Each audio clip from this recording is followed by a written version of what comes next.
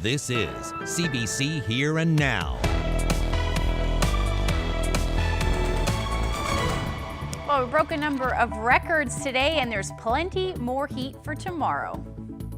I stayed in a corner in my bedroom, and I stayed there till the sun came up, trying to figure out how I was going to live with what just happened. The RNC facing more scrutiny. The ex-wife of an officer says she was abused, and the RNC turned a blind eye. After going quite a long stretch with very few cases, we are starting to see an increase in cases due to travel, and we do have a small cluster emerging in St. John's. As a small cluster of COVID-19 emerges, some customers of this Tim Hortons are urged to get tested. Good evening and welcome to Here and Now. I'm Carolyn Stokes. The Royal Newfoundland Constabulary is once again embroiled in misconduct allegations. A Labrador West woman is alleging one of the force's officers, her ex-husband, harassed, stalked, and threatened her for years. And she says the RNC ignored her pleas for help. As Malone Mullen reports, that treatment left her traumatized and with nowhere to turn. And a warning, she does describe experiences some people may find triggering. It took Roxanne Green years to do this simple task. These days, she's well enough to walk her dog around town, but she's always still looking over her shoulder. Green got in touch with CBC after this trial in May, when a jury convicted RNC officer Doug Snellgrove of sexual assault while on the job. She says another RNC officer, her ex-husband, sexually assaulted her. She alleges he also stalked, harassed, and threatened her for over a decade. After we separated, his behavior became very aggressive. He was very controlling. He was very jealous. He would follow me everywhere I went. He would show up at my work. He would show up at my friends, which ended up alienating most of my supports. And he eventually got really violent. Green says she reported his behavior to police multiple times, but every attempt to seek help, she says, ended without Green feeling served or protected. Nothing has been done. I think it's too late for me, but I'm hoping that it's not too late for the next person. The officer in question is Sergeant Nick Rumbold, who now works in St. John's. Green says he only ever received these internal charges for his behavior, including conduct unbecoming of a police officer. In 2019, Green had enough. She says she reported multiple instances of threats, stalking, and endless phone calls to no avail, and after a decade of silence, reported the worst part of it all, leading to a full RCMP investigation. In the middle of the night, I heard my door come in. It's a two-story house. I heard the door open. I sat up in bed. I heard two big bangs. I didn't know at the time what they were. And I heard him screaming. I assume he thought there was somebody in the house. This is my house. It's not a house he lives in. He came up over the stairs. I jumped out of bed. I tried to bolt the door, hold the door, and I tried to scramble across the bed to get to the other side, to get to a phone. And there was a very violent sexual assault. When he left, I stayed in a corner in my bedroom, and I stayed there till the sun came up, trying to figure out how I was going to live with what just happened. Earlier this year, CERT Director Mike King wrote that Rumbold denied the assault and said police didn't have enough evidence for the Crown to pursue charges, ending the investigation. CBC asked Rumbold multiple times about these allegations. When we reached him by phone, he declined to talk about them. These days, Green tries to live a normal life, but says she'll never be the same, and the lasting effects of trauma, without any resolution, continue to haunt her. After Snellgrove's conviction, she came forward alleging Jane Doe is not alone. And it's horrible from one victim to say to another, you're lucky. But she had her day in court. Most of us do not have our day in court. Most of us don't even see charges laid. Charges have not been laid against Rumboldt, and none of Green's allegations have been proven in court. The RNC, meanwhile, canceled on 4 separate interviews about this case and about alleged sexual misconduct within the force. Malone Mullen, CBC News, St. John's.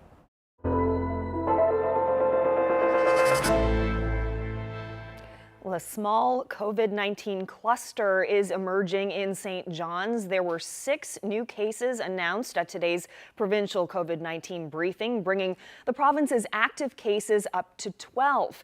Here Now's Meg Roberts was at the briefing and she joins us now live. So Meg, can you tell us more about this cluster? Well, Carolyn, as cases of COVID-19 increase in other places across the country, health officials are saying today it's not surprising that we're seeing the same in this province. However, with 85% of the population having received 1 dose and nearly 70% receiving 2, Dr. Janice Fitzgerald says we are in a much better position than we were during the outbreak in February. Now, contact tracing is being conducted on that small outbreak in St. John's. She said public health is aware of how the outbreak started, which is making the process easier. Vaccination status will be taken into consideration, but Fitzgerald says there could be some situations where fully vaccinated individuals will be required to isolate. Now, public health is flagging the Tim Hortons on Portugal Cove Road in St. John's. They're asking anyone who visited on Thursday between 8 p.m. and 9:30 p.m. to arrange for testing. Dr. Fitzgerald says there is no need to panic and the proper procedure is being followed. For the last 17 months, new cases, clusters, and outbreaks have undoubtedly created a sense of anxiety for most people, and it's going to be an adjustment for all of us to learn to live with COVID. But live with it we must, and we cannot keep society closed forever. It's important to remember that the goal is not to stop any cases from coming into the province at all. Cases will be imported here through travel, and we need to accept that reality. Our goal is to prevent deaths and preserve our acute care hospital capacity. Dr. Janice Fitzgerald says a number of the COVID-19 cases have been confirmed as the Delta variant.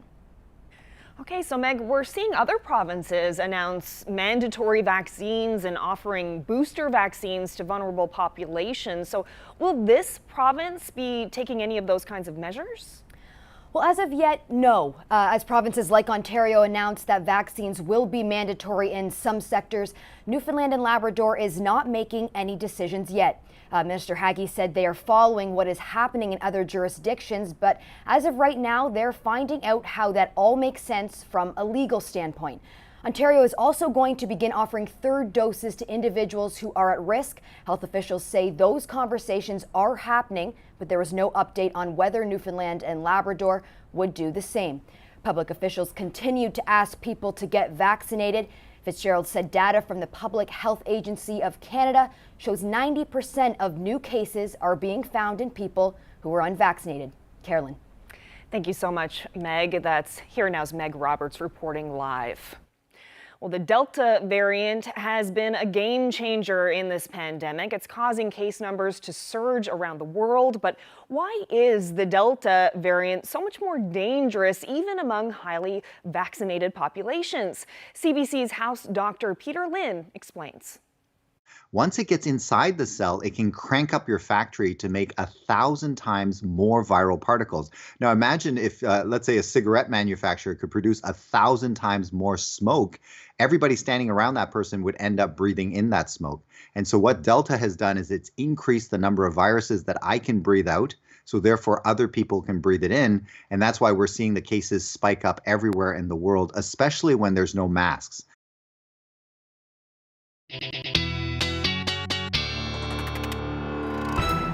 Well, hopefully you were finding ways to beat the heat today. You found maybe a swimming hole or some air conditioning somewhere through Central, because take a look at these numbers. 33.4 degrees in Terra Nova. In fact, that was the hot spot across Canada at one point today. And then we've got those numbers through Gander, 31.4, Deer Lake, similar to that. St. Anthony saw 26 degrees today. That broke a record from 2015. And then even across Labrador, Happy Valley, Goose Bay, Marys Harbour, and Wabush also saw saw those warm temperatures today, and there's plenty more heat where this comes for the day tomorrow. And coming up in about 10 minutes, Cease Hare is going to talk us through how to stay safe during the heat. Thanks, Ashley. Well, surrounded by flames, trapped in a burning kitchen. A St. John's woman recently survived that nightmare scenario. 7 weeks after her narrow escape from the flames, Celia Kwajovi spoke with CBC about what happened. But first, a warning, some images in this story may be distressful for some viewers. I did what I had to do because like I said, my character is not to quit. I always rise from ashes, and that's funny because it's the case. I believe that nothing is impossible to God, and also nothing is impossible just basically as long as you take things and you choose to embrace them, and even when it's difficult, to just go ahead and just go through it. So like I said, I jumped in the fire to be alive. I'm happy that I'm alive, but I would not be here without my son, and that's something very important to me to say, because I mean, if he was at school that day, I wouldn't be talking to you because I was trapped. I was screaming for help, but no one could hear me. I was just getting ready to fry some capelin that I fished myself the week before, and I did as I always do. Just put the oil in the frying pan and just put it medium low. I turned around and I was just continuing, cutting my fish, and then all of a sudden I felt like heat, and when I turned around, there was that like huge flame. So I run out of it, went upstairs, get a towel, wet it so I could try to suffocate the fire. So that was successful, but by the time I came down, there was already fire on the upper elements that are in wood. So I ran back up, took another towel, but then I decided not to wet it upstairs because I might lose some water. So I went back in the kitchen, went to the sink, and I couldn't even actually open the sink because it was already very warm, and also the flames were coming at me. I was stuck at that point, and one of the doors of the cupboard upstairs fell. And I'm a Tupperware consultant, and I was about to go for delivery, so I had all my boxes ready. So the door fell on the boxes, and they all lighten up. So then that's where I was stuck. I was basically trapped, and I had no other choice than going through the flames to be alive. My face, my belly, my arm, basically my left side of the body, that was burnt. I knew that if I was not attempting anything, I was going to die anyway. And so why would I die without trying anything? I'm a single mother. My son was just across, screaming, "Mommy, let me save you. Don't abandon me." They find what they call an emergency unit. So this is where we are now. It's supposed to be temporary. I have no idea how long I'm going to stay there. We've only been here a year, and we were really starting to make it not just a house, but a home. I invested the little bit of money I have. I would like to return here, but for now I'm in that emergency unit. Literally, at first, it was supposed to be 90% of things that I've lost. Result is 95%. Whatever struggle you go through life, there is always a light at the end of the tunnel. Life is difficult. Life is not always easy. Some have it easy, some doesn't have it easy. But I never look at, what others have. You know what? I have my son. My son has me. I'm still able to talk, to laugh, to feel pain. And believe it or not, feeling pain for me is kind of rejoicing because I get to complain, and that means I'm alive. Mm-hmm. So as long as I'm alive, there is always hope.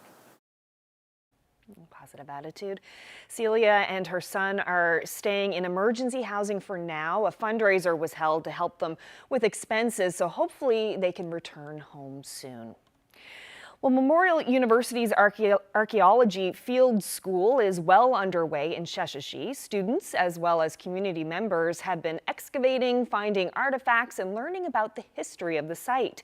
CBC's Regan Burden reports. Nearly 10 years ago, this was a wooded area they were trying to clear for housing. Then, someone found an artifact. Someone stumbled upon, like a tool, a stone tool, and they recognized it, and everything came to a halt. Since then, they've been steady excavating. Mun Archaeology set up a field school and has been finding tools and campfire sites that are helping tell the story of what happened here. We found everything from, I guess, arrowheads. So spear points to knives to gouges. We found red ochre. We found, you name it. We found the areas where people lived, where they gathered, where they hunted, where they ate, where they loved to be. Excavating the site has been providing the community with a lot of valuable knowledge. This community of Shajit, prior to it being a community, it's been used over and over and over for thousands of years. So it's just amazing what you gain from just being able to excavate these sites. Looking at the area now, it's hard to imagine that thousands of years ago, it was a beach, a place Innu from all over what is now Labrador and Quebec gathered. The watercourses all kind of congregate in this area. So Shajit, just like it is today with kind of Innu from all over the Quebec-Labrador Peninsula living here, it would have been a place 3,000 years ago also that people would have come to from all across the Quebec-Labrador Peninsula as well. So that's the main reason why people would have been coming here. It was a special place, I guess, back then, just as it is today. While the finds at the site this year are exciting for Nielsen, for him, the best part has been the community involvement. We have had a bit of community interest this year where we've had community members coming and volunteering on the dig. So for me, that's been very rewarding to have that interest and to have people come by and ask questions and participate. While excavating the site provides the Innu community with a part of their history, it's also a learning environment for students with Archaeology's field school. It's always a new eye-opening experience for me, but each year you learn more and more about the way humanity lived across the ages, and it helps you interpret how things were and how lifestyles are, and it's always almost motivates you to continue learning and living and taking in as much as you can about different cultures, people, and the human race itself. And if you ever find yourself here, close your eyes and imagine what life was like all those years ago. That's what Jody Ashini does. When you sit down and look and try to figure out where their tent was, where their fire pit was, where they did their work, where they ate, it's amazing. In a couple of years, where I'm standing will be houses. But for this summer, it's an archaeological site. Reagan Burden, CBC News, Shehiji.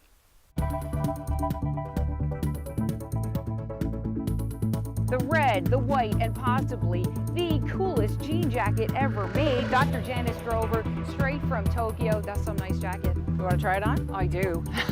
We will, and we're going to get all the details of her Tokyo Olympic experience coming up in just a little bit.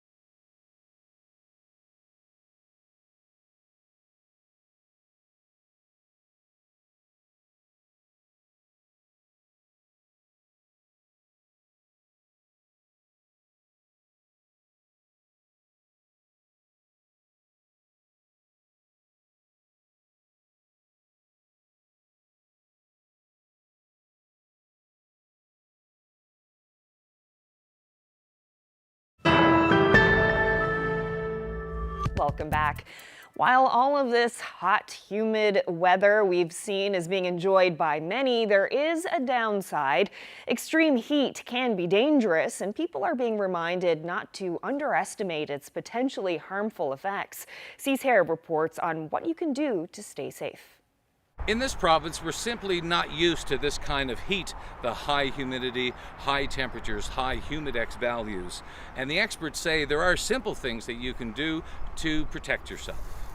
While it's true we don't get extreme heat like other parts of Canada and elsewhere, the hot, muggy weather over the past few weeks put people at risk, especially those with certain existing health conditions. For a person, if they have epilepsy, for example, the heat can be an actual trigger for seizure activity. So if they're exposed to heat temperatures that are above a certain point for a long period of time, they're more susceptible to having seizures.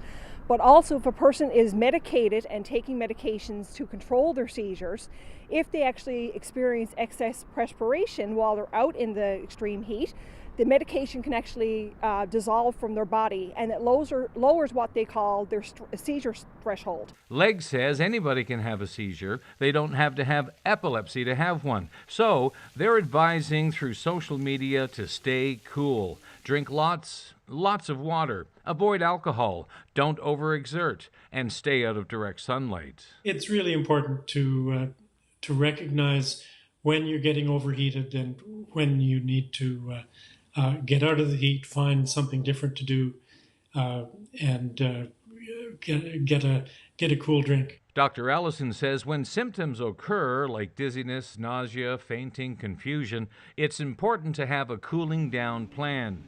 Many others, he says, though, still have a tough time when it gets hot and muggy, and they need to be checked on when the body loses its ability to naturally cool itself. We think particularly of the elderly or people who are in disadvantaged circumstances where they can't find a cool location, where they can't get out of the heat.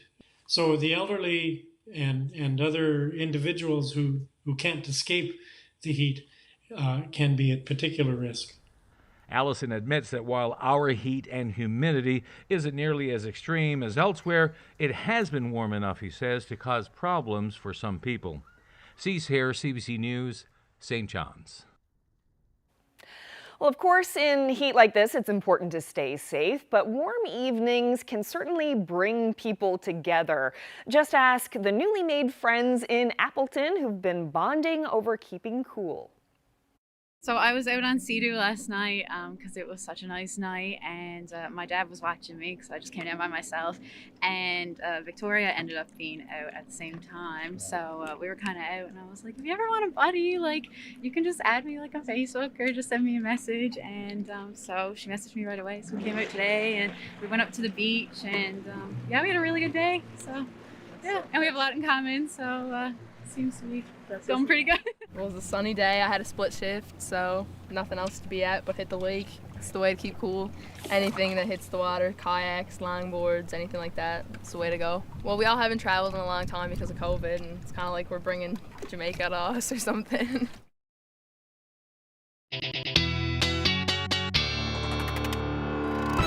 Looks like they're having a lot of fun, a lot of people enjoying all of this hot weather. I find it a bit much. Me too. And it's not great for the hair, but no, you know, there's only so much of summer left, so we really have to enjoy all the heat we can get. We certainly do, especially these nice warm evenings that we have been getting for the last couple of days. But yeah, that heat, it was really warm. Let's take a look at the daytime highs across the province. A lot of areas saw temperatures in the high 20s, even the 30s.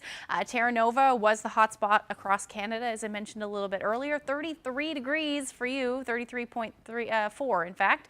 And temperature reached 28 degrees in St. John's, and then even up across Labrador. Happy Valley, Goose Bay at 32 degrees is your daytime high. That is where you're still sitting. There's still a few more hours, or maybe another hour or two, where we could see these temperatures climb across Labrador, but Mary's Harbour broke a record as well, 30 degrees, and that's where you're still sitting right now. Factor in that humidex, though, feeling more like the mid-30s in most cases, low to mid-30s. Terra Nova feeling more like 36 right now with that humidex. So no surprise why we have that heat warning in place.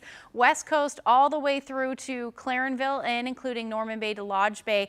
And that will continue tonight and into the day tomorrow. We're looking at those temperatures somewhere between 28 to 31 degrees and those humidex values very similar to what we're seeing today as well. So 36 to 37 as you head through the day tomorrow. Area of low pressure to the north, otherwise not a whole lot happening across the island. If you did notice some of that haze in the sky today, that is in fact some from the wildfires from the western portion of Canada and the US, and that has made its way here. It's going to stick with us for a few days, but overall things will be fairly quiet weather-wise. We may see a few showers. Looks like they're just rolling into the southwestern portion of the island, and we may see a few showers as we head through the evening hours tonight. Otherwise, not a whole lot happening as we head through the night. Just some rain up across northern portions of Labrador, and then that will work its way just a little bit further south along the coast. Otherwise, we'll see partly to mostly cloudy skies as we head through the night tonight for the island. And temperatures really nice. 18, 19 degrees is the overnight lows. A little bit cooler towards central, so 16 to 17, not a whole lot, but it is a good night to open up those windows because there is a little bit of a breeze, so things will clear out a little bit with those winds out of the west, about 30 to 50 kilometers per hour. But look here, overnight lows in Labrador. Happy Valley Goose Bay going down to 23 tonight. That's warmer than where you should be sitting as your daytime high. 21 in Cartwright tonight, and then the winds will generally be easing, but temperatures across Nain will still be sitting around 11 degrees as your overnight low tonight.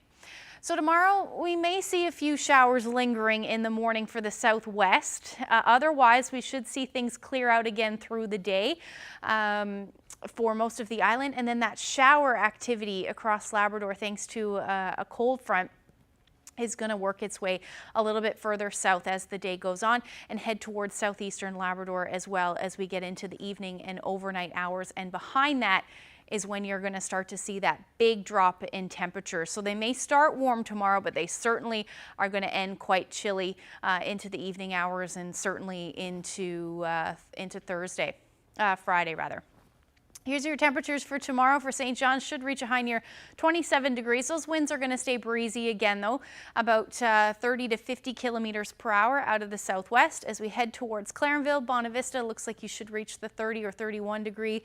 Have you in for 32 in Terra Nova tomorrow. So similar temperatures to what we're seeing, maybe a degree or two cooler, but overall another hot and humid day. Same thing as we head towards the west coast. There's that risk of a few showers, like I mentioned, but they shouldn't amount to much if they do develop.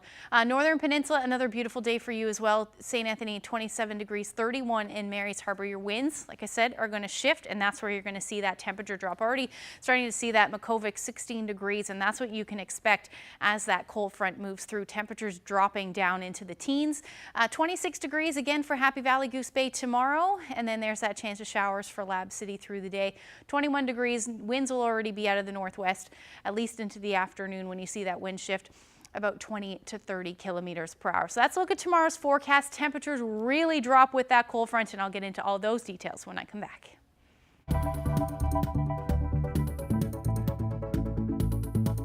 For any region that's saying, let's just get rid of the mask, let's look at Israel and learn from that example. Because right now, Israel is now talking about using a lockdown for their holidays coming up in September. Imagine a well-vaccinated country, and they're looking at a lockdown in order to deal with the virus. Well, coming up, we talk about why the Delta variant is driving a rise in COVID-19 infections around the world, such as in Israel, and why we should be paying close attention here at home.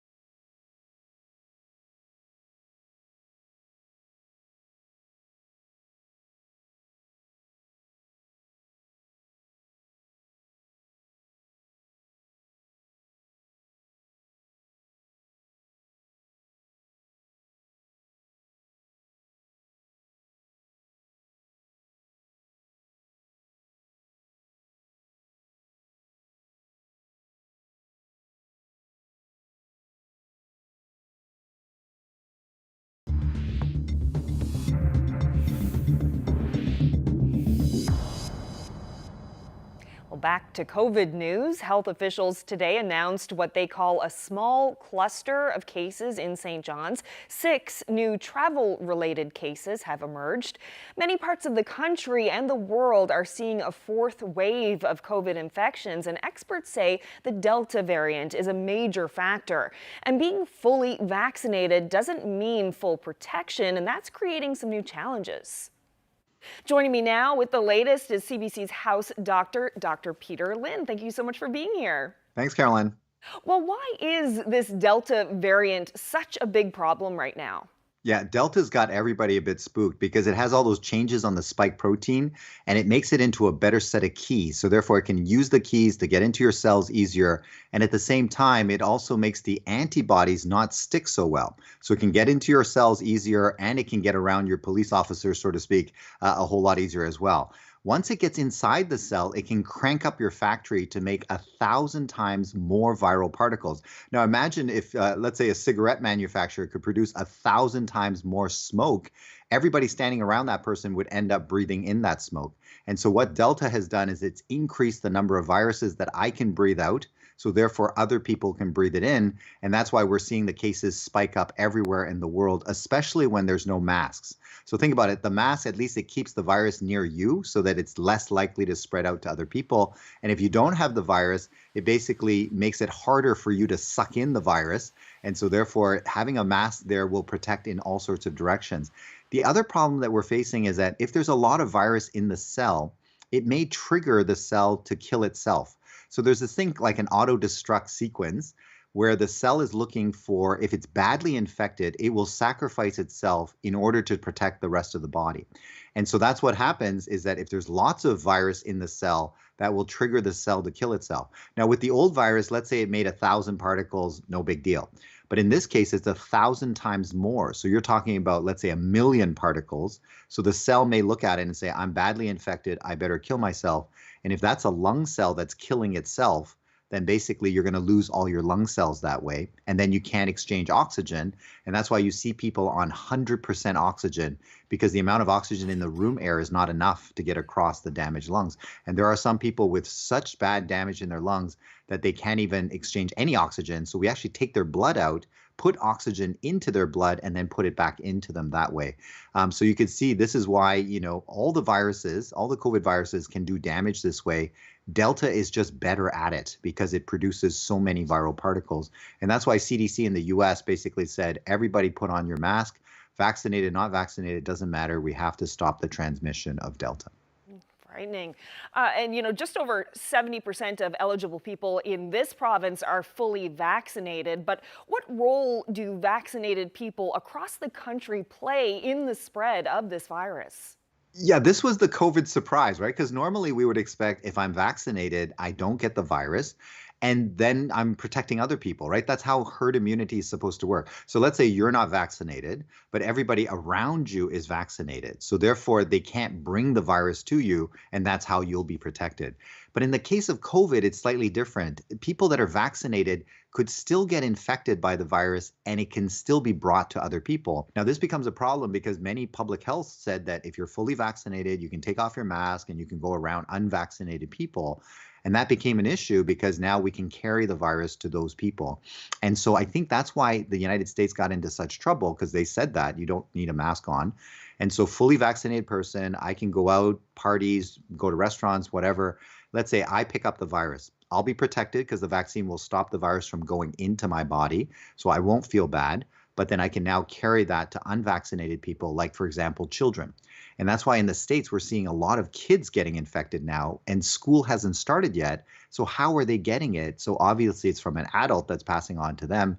And so it could be that the vaccinated people accidentally are now bringing the virus to the unvaccinated. So the vaccine is working in the sense that it stops you from getting invasion, but it cannot stop the virus from camping out in your nose and then bringing it around that way. And now we're starting to hear about the booster shot. In the United States, they're planning to give people a 3rd shot. Ontario will also offer a 3rd shot to vulnerable populations. Why is that? Yeah, because your antibodies go down over time. And it's kind of like your body thinks, okay, do we really need to make all these weapons to destroy this virus once you're over the dangerous period? So therefore, your body's thinking it's very expensive to make all these antibodies. It uses up a lot of resources. So once you're out of danger, then we don't need to keep making all of these weapons. So that's why it goes down over time. And it's kind of like us, right? During peaceful time, we don't usually have a big army. We just need a small army. So therefore, we can save in that way. And so basically, we need to remind the body, hey, this is the bad guy, okay? We still have to make antibodies. So that's why the booster going in will make your body continue to make those antibodies and not decrease. Now, it's interesting, in Israel, they actually had shots before United States. So they now have people that are out to 9 months from their very first shot. And so therefore, their antibodies might be going down. Also, in Israel, they had a lot of vaccines. So they were giving it 3 weeks apart, so very tight apart. And we now know that if you delay the second shot to 12 weeks, you actually make 3.5 times more antibodies. And so in Israel, they had lots of vaccines, so they gave everybody 3 weeks. So maybe they didn't make as many antibodies to begin with that they could have. And then now they're 9 months out, so now it's coming down. And the Delta variant needs more antibodies to fight it. So if you put all three of those things together, you can now understand why Israel, they're at 5,000 cases per day right now. And so that's why they're offering the booster shot to people over 50. So if you're over 50, you can get the shot because they need to protect more people. In the United States, they looked at the same thing. They said, hey, we had lots of vaccines, we had them early, and we were quite short between the 2 shots. So their people will also be running out of antibodies as well. And so down there, the suggestion is everybody will get a booster after 8 months from that second shot. In Canada, we're a little bit more picky, so we're saying that people with immunocompromised, those folks, they definitely need extra help to make antibodies. But we mustn't forget our healthcare workers and our seniors in the nursing homes, because they got the shots fairly early on in the cycle, and they got it fairly quickly, like within the 3-week period. And so therefore, they might be running out soon as well. So in terms of who should we prioritize for the booster, I hope that they will be put very high up on the list so that we can help protect them. Dr. Lennon, a lot of people out there thought the vaccine was going to be the answer to all of this. So how do we see our way out of this pandemic? Yeah, there's just too many sequels, right? Now we're talking about wave 4, like this movie's gone on way too long. And I guess if we look at Israel, I think that's the place to learn a lot of things. So they had a great vaccine program, just like you have a great vaccine program. They hit 0 cases on June the 9th. You guys have also hit zeros before. But the one thing that happened over there is that they hit 0 on June the 9th, and on June 15th, they got rid of masks. And so on that day, there was only 11 cases in the whole country of Israel. Within 10 days of no masks, they went from 11 cases to 200 cases. Then quickly they said, put the mask back on. Everybody indoors use masks. And now they're at 5,000 cases per day. So you can see that getting rid of the mask basically will allow the virus to move around, and then you can't control it thereafter. So for any region that's saying, let's just get rid of the mask, let's look at Israel and learn from that example. Because right now, Israel is now talking about using a lockdown for their holidays coming up in September. Imagine a well-vaccinated country, and they're looking at a lockdown in order to deal with the virus. So one way out of this is that we need to use all of our players. We only have 3 players, right? So we have the vaccine, which is kind of like your goalie. So that's your last line of defense, is your goalie. We have masks, which are like your defensemen. So defensemen and defensewomen that keep the virus away so that you don't have to keep using the goalie. And then the third thing is distance and ventilation. That's like those forwards, those sweepers that are deep in the other enemy zone, keeping the virus away from us. So we need all 3 of these things to work. And remember, kids and unvaccinated people, they don't have a goalie, like they don't have a vaccine on board. So therefore, they can only rely on mask and distance. So that's why if you're going around somebody like a child or an unvaccinated person, even though I'm vaccinated, I need all the players to protect them because they don't have a goalie. So therefore, we need to do all the things that we can, mask, distance, everything else. And if we use all 3 players at the same time, then we can keep the virus away from our family. And so therefore, we can keep the score COVID-0. I like that. COVID-0 would be a good score. And so therefore, I can keep my family safe. And if all the families on the street do the same thing, then the whole street becomes COVID-0 as well. And if you put a bunch of streets like that together, we now have communities that are COVID-0 as well. So therefore, getting the score to COVID-0 is doable because it's up to us. But we need to use all 3 players at the same time. So let's not swap one for the other. You're vaccinated, so you don't need mask and distance. When we start doing that and we look at countries like Israel and the United States, it has not worked. So let's use all of our players at the same time, and then we can finish with this movie that has gone on way too long. Certainly has. So much important information in this conversation. Dr. Peter Lynn, thank you so much for your time. Thanks, Caroline.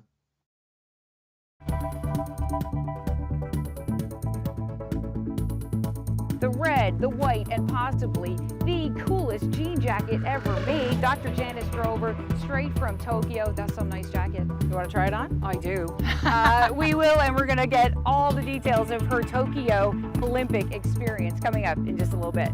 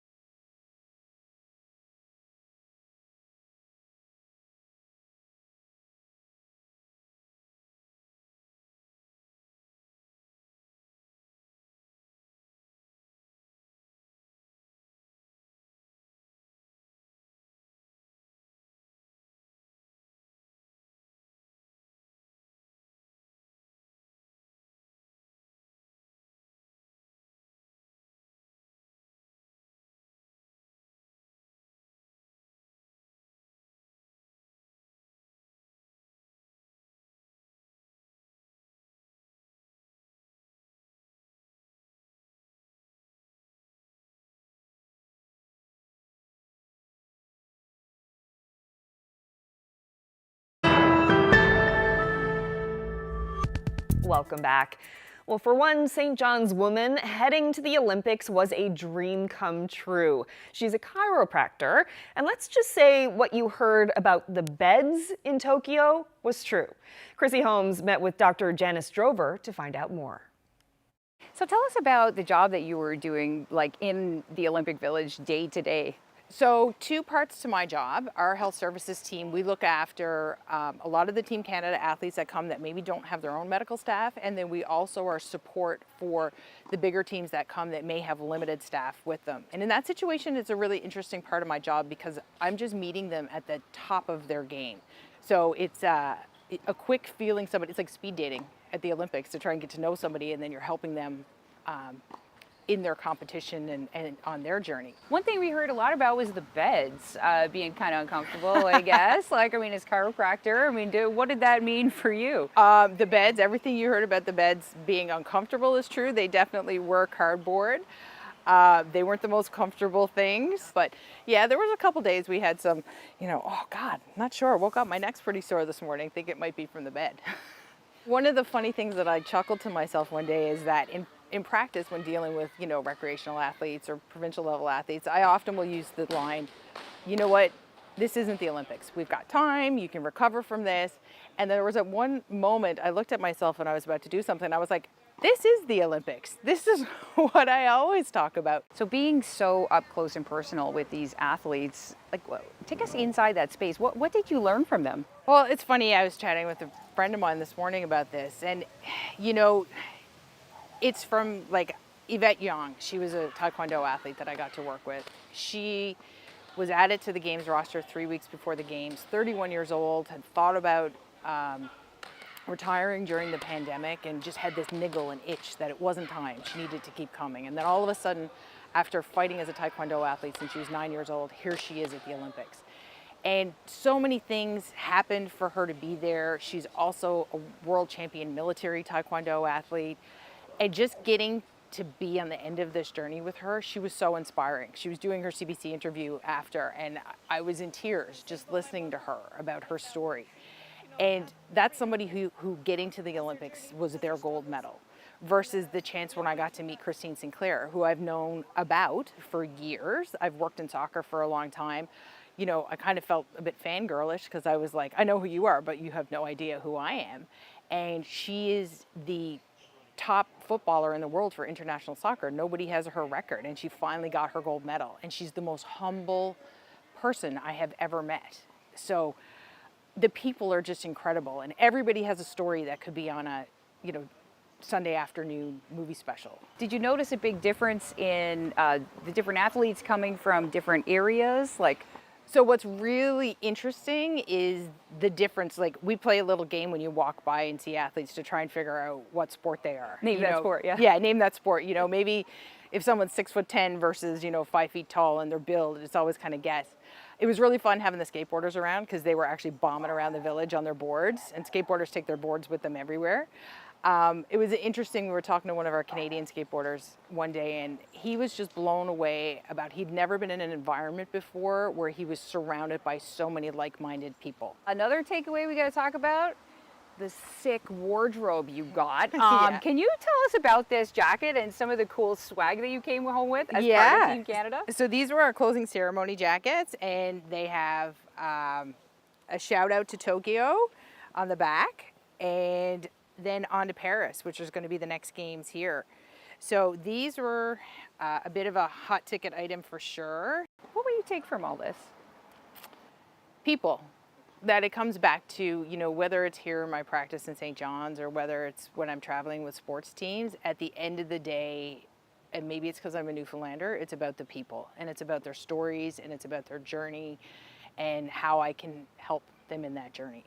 And that's, the biggest thing that I've taken from it, whether that's at the Olympic level, the highest in the world, or we're here with, my kids on the tennis court today or wherever. It's helping people be their best and how I can help them on their journey.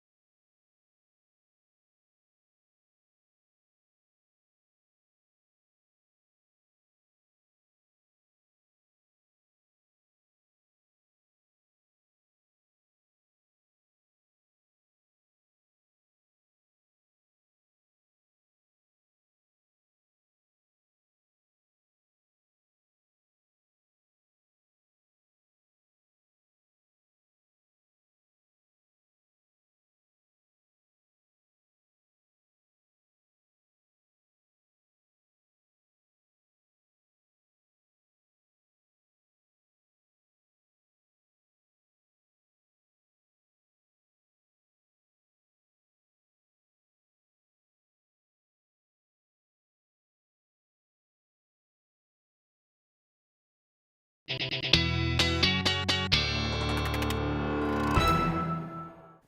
time for a look at the long range. Jumping ahead to the weekend forecast starting on Friday. How long is this heat going to be sticking around? Well, we're going to see a break from the heat. Well, really going to say goodbye to it for a little while as we head through the day on Friday, thanks to a cold front that's going to move through. Let's take a look at the future tracker to show you that. We'll see some showers by morning for sure for the southeastern portion of Labrador as well as the northern peninsula. And as that cold front works its way through, it's going to bring the chance of showers for most of the island as we head through the day on Friday. And then notice what happens in behind that those winds shift, and that's when we're going to see that colder air move in. And as that cold front continues to sweep through, it's going to bring that cooler air with it. So by Saturday, most of us will be in those cooler temperatures, with conditions improving as we get into Saturday afternoon as far as those temperatures go, but they're still going to be on the cool side thanks to that northerly flow. So temperatures for Friday, this is where we're going to see that drop. So down to the teens for most of Labrador by the time we get into the afternoon. Same thing for the northern peninsula. And the rest of us will start to see that drop as the day goes on. So Corner Brook 22 degrees, 24 in Grand Falls, Windsor. Those will be your morning highs, and then they'll drop as the day goes on. And then that risk of showers right across the board. Going to hang on to that heat a little bit longer for St. John's, about 26 degrees as the daytime high, 27 in Marystown as well. And then here's what happens on Saturday. There's that drop in temperature. All of us pretty much across the board down to the teens through the day. Port aux Basques, 22 degrees at this moment with the chance or plenty of sunshine rather. So that looks like it'll be the warmest spot across the province. On Saturday, Lab City will sit around 21 degrees as well. And then as we get into Sunday, that's when we're going to see that return of some nicer weather as far as temperatures go, back up to about 19 degrees. Overnight lows, though, are going to be a lot more comfortable, 12 degrees, at least for sleeping. As we get into Monday, mix of sun and cloud, it looks like at this point 23 degrees. So we'll see a jump back up in those temperatures. As far as central Newfoundland goes, you're going to see your temperatures in the 20s, low 20s for both Sunday and Monday. 23 degrees will be the daytime high for you. And then for western Newfoundland, you're looking at plenty of sunshine as we round out the weekend and the beginning of next week, with those temperatures in and around 22 to 24 degrees and overnight lows sitting around 15 degrees. As far as Labrador goes, you're going to see that drop in temperatures, like I said, Friday, Saturday, and then into Sunday, a beautiful start to the week. You're looking at temperatures between 19 to 22 degrees. And then for western Labrador, we're looking at highs in and around 25 degrees for Sunday. So you're going to jump back up, but your overnight lows are going to start to dip. It looks like about 20 degrees is your daytime high on Monday, but at the overnight, going to drop down to about 6 degrees. So certainly going to see that cool air. We are in the end of October. Wow, way ahead of myself. End of August there. Wanted to share this photo. Look at that. Rainbow over Snooks Cove, Labrador near Rigolette. Roxanne Wade shared that great shot with us. And if you have any weather photos to share with us, send them to nlphotos@cbc.ca. Oh, what a great picture. I thought so too. Love that. It almost looks like a double rainbow. If you kind of squint a little bit, sort of. Try and find the double rainbow. You're funny. Actually, if you look above, you can see the double rainbow a little bit. Kinda. See, there you go. Yeah. Well, thank you, Roxanne, for this wonderful photo. I wonder if there's any gold at the end of that rainbow. I'll go and try and find it. How's that?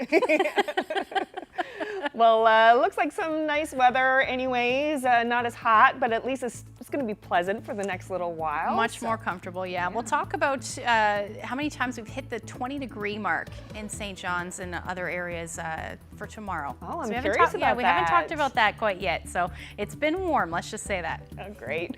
Well, thanks everyone for watching. Hope to see you again tomorrow. Good night.